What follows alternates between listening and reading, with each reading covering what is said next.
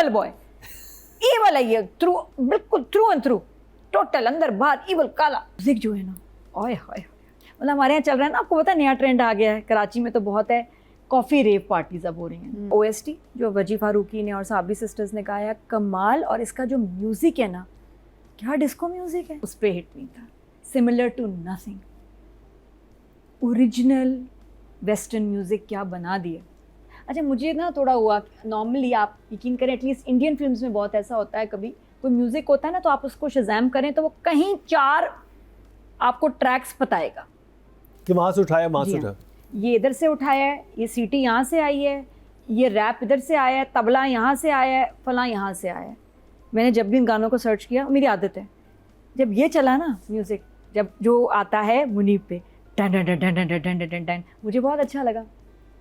मैंने कहा यार ये मैंने कहाँ से लिया, कहीं से तो इंस्पायर्ड होगा, कोई क्या कहते हैं ब्रिटिश म्यूज़िक, कोई स्वीडन का, ऑस्ट्रेलियन। मैंने कहा कहीं तो निकालूंगी इसके तार। मैंने शज़ैम लगाया, एक भी उस पर हिट नहीं था।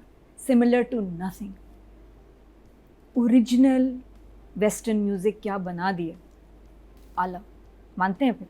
ये तो भाई ज़बरदस्त बात है। हाँ, तो ये मैं बड़ी इंप्रेस हुई, मैंने कहा यार क्रेडिट देना चाहिए कि वंडरफुल जिन्होंने भी म्यूज़िक जो बना रहे हैं तपिश के लिए, इट्स ओरिजिनल 100%।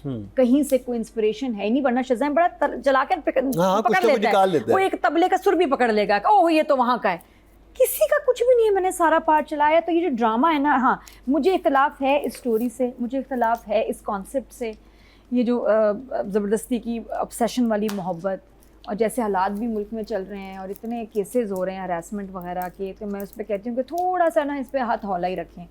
बट फिर हैरानी ये होती है कि व्यूज़ चेक करो ज़रा, जिधर आप एक ऑब्सेसिव साइको लवर दिखा देते हैं, हमारी आवाम थरथरा के ना खुश हो जाती है। कौन से आपके अंदर रोमांस के तार जागते हैं, क्या मज़ा आता है, ये तो मुझे आप बताएं कि आपको ऐसे, कि आप जब तक देखेंगे पसंद करेंगे तो ऐसे लोग बनेंगे, ऐसे विलन्स बनेंगे जो कि ज़बरदस्ती भी कर रहे हैं, साइको की तरह पीछे भी पड़ जाते हैं, तुम मेरी नहीं हुई तो किसी की भी नहीं होगी, ये चलता रहेगा। But I am personally now not in favour of this, I never was, लेकिन अब मुझे लगता है कि इसको बिल्कुल कम कर दें। बहरहाल वही स्टोरी है। हाउएवर परफॉर्मेंसेज अच्छी हैं, बहुत अच्छी हैं। इट्स लवली टू सी लाइबा तो वैसे भी इतनी प्यारी लगती है। मुनीब ने बहुत अच्छा काम किया, डायरेक्शन बहुत अच्छी डायरेक्शन है, स्मूथ चीज़ें, हाँ नहीं है भी कहीं गड़बड़ भी है, ड्रिफ्टिंग वाला सीन आ गया वीडियो गेम से निकल के, कमाल, वो भी अच्छा था। लेकिन खौफ आ रहा है मुनीब को देख के, इतना वो एग्रेसिव और वायलेंट कैरेक्टर है कि आपको खौफ आता है। अब आगे जाके मुझे लगता है इनकी शादी हो जाएगी लाइबा और उसके कज़न की, और ये फिर हाँ अच्छी बात है कि शुरू में नहीं पहले बनाएगा, शादी के बाद इनकी ज़िंदगी हराम करेगा, तो that will be something, let's see अगर वो इंटरेस्टिंग होता है नहीं।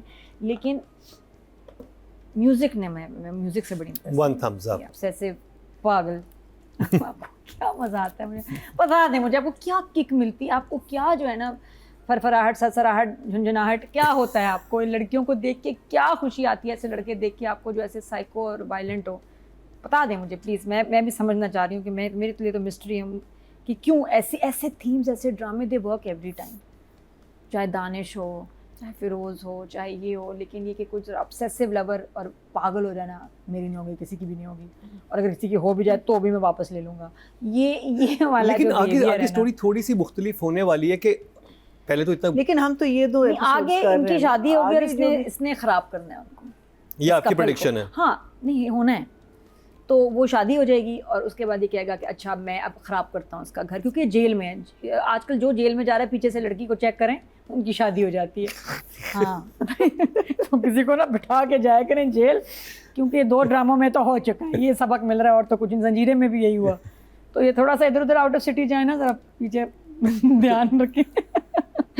तो बाहर लिए गया, चौकीदार बिठाए, हाँ चौकीदार जो थी ना, तो वो शादियाँ जल्दी लड़कियाँ कर रही हैं आजकल, तो ये हुआ। अच्छा अब ये जो मुझे अजीब चीज़ लगी, शुरू में हमारे बॉय को दिखाया बहुत ख़राब बॉय है, ड्रिफ्टिंग कर रहा है ये वो, और उसके बाद जो उसने आगे जाके बंदूक भी निकाली है, हॉस्पिटल जाके सारा, ये जो पहला फड्डा हुआ उसमें तो मुनीब की गलती नहीं थी, देखा जाए तो वो तो दूसरा लड़का बदतमीजी कर रहा था, नहीं तो दूसरे में तो फड्डा इसका था, इसको उसका गुस्सा चढ़ा हुआ था, इसको दिमाग घुमा हुआ था कि लड़की जो है इंगेज्ड है, तो गया फड्डा करके आ गया। पहले सीक्वेंस में उन्होंने क्यों दिखाया कि ये तो माफ़ी भी मांग रहा है, गाड़ी साफ भी कर रहा है, और दूसरे को कोई गुस्सा चढ़ा हुआ है, उसकी गर्ल ने मेरे ख्याल उसको ना कर दी होगी, फजूल ना पंगा ले रहा है, फजूल ना फड्डा, पहला फड्डा मुझे समझ नहीं आया, मुझे जस्टिफाइड नहीं लगा, उसका रीज़न क्या है। अगर आपने मुनीब को एक बैड बॉय दिखाना है तो उसको ही फड्डा करना लेकिन कंफ्यूज रखा ना, ग्रे शेड रखा ना उसका, वो अच्छा भी है बुरा भी है। He is absolutely black, he is no grey, There is no जरा gray. भी ग्रे नहीं। क्या हुआ है, कहाँ से नहीं, ग्रे? पहले वो सीन की बात तो यही लग रहा था ना कि नहीं, माफी भी नहीं। मांग रहा है, जैसे हमारे जरूर तो आगे जाके फिर सेंस नहीं बनी ना कि जो बंदा आगे जाके इतना ईविल है वो फर्स्ट सीन में क्यों माफिया मांग रहा था। नहीं नहीं नहीं नहीं, वो पैचवर्क अजीब सा लगा ना, ग्रे के ऊपर आपने कुछ डस्ट आ गई, नहीं मजे का लगा। तो मुझे पहला कॉन्फ्लिक्ट पे एतराज़ है कि ये आपने अगर इंट्रोड्यूस करना था उसको तो ईवल ही करना चाहिए था कि इसी ने फड्डा किया, इसी ने कहा तो कौन है, अच्छा अच्छा ये करेगा, शुम शुम जो होता। इधर वहाँ दूसरा लड़का बदतमीज़ था, फिर जब उसके पास गया वो हॉस्पिटल तो इतना मासूम बन रहा है मम्मी डैडी के सामने, वो बड़ा कि अच्छा नहीं मुझे माफ़ कर दें, मेरा फ्यूचर ख़राब होगा। फिर ऊपर करके उसने जो देखा है ना ट्रांजिशन, मुनीब इसमें बहुत कमाल काम करते हैं ऐसे रोल्स में ना, मुनीब के एक्सपर्टीज़ है और उस पर ये सूट भी करता है, वो जिस तरह करता है ना वो, अच्छा is not a bad boy, he is a evil boy, evil है ये थ्रू, बिल्कुल थ्रू एंड थ्रू, टोटल अंदर बाहर एवल काला, तो ये है ऐसा। फिर टक्कर हुई हमारे पास, राइटर्स जब भी 100 राइटर्स बिठा दें और उसको कहें कि जी वो मोमेंट आएगा अब लड़का लड़की से मिलेगा टकरा के, 99% यही लिखेंगे, लड़की की टक्कर हो गई लड़के से। आज मैं कुछ डिफरेंट करता हूँ, लड़के की टक्कर हो गई लड़की से, बस हमारे पास और कोई और तरीका अच्छा नहीं राजा लड़की लंदन को का बनाने भी का। यही था, सबकी टक्करों से मिल रहे हैं। मेरी तो आज तक नहीं हुई किसी से टक्कर, हैं जिंदगी भर नहीं हुई टक्कर, ये कहाँ टक्कर है, हमारे ड्रामों में हो रही हैं। जोरा जबी में आपकी टक्कर हुई हाँ है, मेरी भी हुई ड्रामे में, मैं भी नादिया के टक्कर अपने से ड्रामे मिली। आई नो क्यों, क्योंकि इसके अलावा लड़का आपको तो नादिया नहीं जब देखता। आपके ड्रामे में आपकी टक्कर हुई थी यासिर तो नवाज क्यों से, हुई? तो क्यों हुई? क्यों हुई? मैं तो उसके भी खिलाफ हूँ कि टक्करें नहीं होनी चाहिए, लेकिन चलो वो तो कॉमेडी अपनी है। टक्कर दूसरों की टक्कर आपको नहीं, मुझे नहीं पसंद, मुझे किसी की भी टक्कर नहीं पसंद। आई फील कि अगर आप मिले तो कोई तो इनोवेटिव क्रिएटिव कोई लगाए ना सीन में, तो अपना भी कह रही हूँ, नहीं कुछ आउट ऑफ द बॉक्स सोचें लड़का लड़की को मिलाने के लिए। हमारे बहुत टिपिकल कहानी हो गई है। अच्छा टक्कर हुई अजीब सी, और बस राइटिंग में मुझे लग रहा है कि इवन वो इवेंट का वो सारा वो इंटरेस्टिंग था, कैसा था इवेंट वाला सीन वो सारा जिसमें आई थी। अच्छा वो सारे इल्जाम उस पे क्यों डाल दिया? वो है लगा ना? हाँ पहले मारिया को फायर किया, फिर वो मेरे ख्याल एक दिन के लिए मैनेजर को रखती है हर इवेंट के लिए, फिर फायर कर लेती है उसको। और जब वो कह के गई है कि भाई सफेद फूल लगा दो, तो आई डोंट, हाँ तो मुझे मतलब कुछ इम्प्रेसिव अगर कोई कहे ना सीन, तो वो लास्ट में टीपू तुम आजकल बहुत अच्छा काम कर रहे हो, शाबाश। नहीं सफ़ेद फूल नहीं, उसका अगर बीच में और आ जाए इधर उधर लगा देना, किसी को पता ना चले। कैसे हो सकता है? बेसिकली मैनेजर ने भंड किया और इस लड़की को she threw her under the और भंड भी नहीं किया उसने, जानबूझ के किया है। और उसने कहा कि मैं ऐसे ही करूँ, मारिया को भी देखे ना फायर किया, ये ऐसे ही करती है, इल्ज़ाम लगा देती है असिस्टेंट पे, फायर कर देती है, पैसे बचा लेती है एवरी टाइम, फिर भी इसको काम मिल रहा है। तो वो आई थिंक कुछ अजीब था। गाने जहाँ आ रहे हैं, जहाँ वो लवर बॉय वाले एक्सप्रेशन दे रहा है, वो अच्छा थोड़ा सा लगता है। तो there some parts which are okay, but the rest of it like I said, मुझे सिर्फ जो मजे का इंटरेस्टिंग पार्ट टीपू का लगा, जो आखिर का हुआ है, जो लास्ट हुआ है, उसने हमें साथ हुक दे कुरैशी दिया। वाज देयर, हाँ उसने मुझे वो हुक दिया।